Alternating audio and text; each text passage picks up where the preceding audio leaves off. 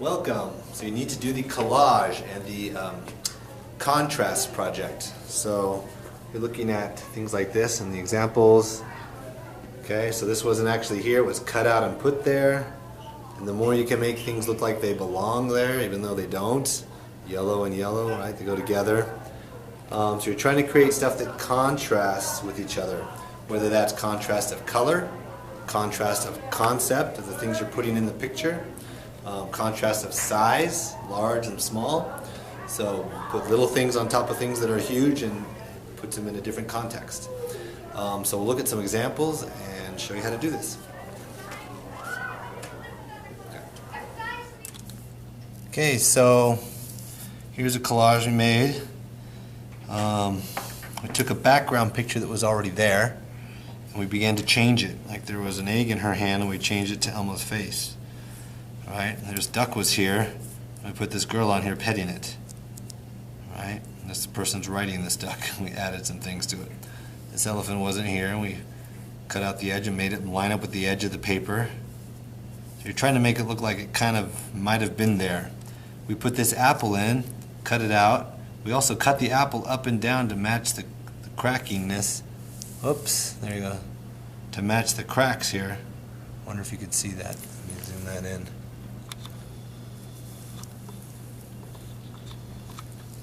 See how we cut the paper? Cut the apple to match that. Isn't that cool? So it would look like, even though the apple was in front, it would look like it was behind that cracked shell.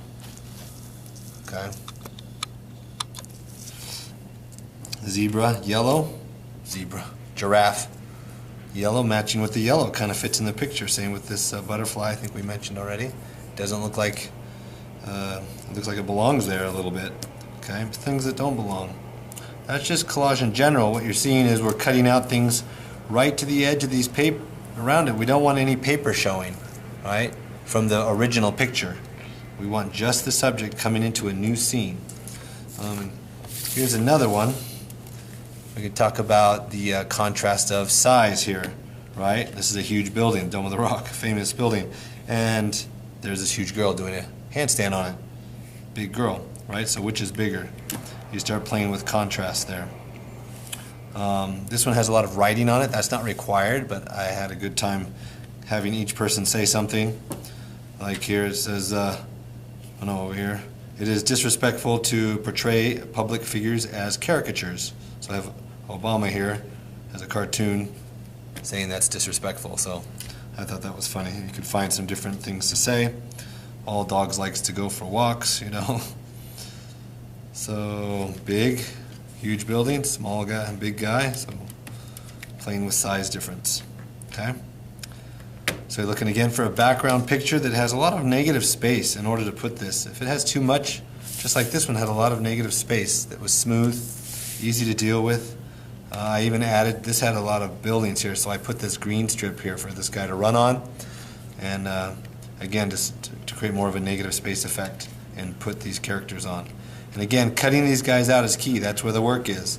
Cutting these characters out so they fit right into your new scene without any elements of the old scene where they came from. Right? Same with this guy. Cutting her out completely. None of the background wherever she was from, so you don't see that background. You see the new background, your background.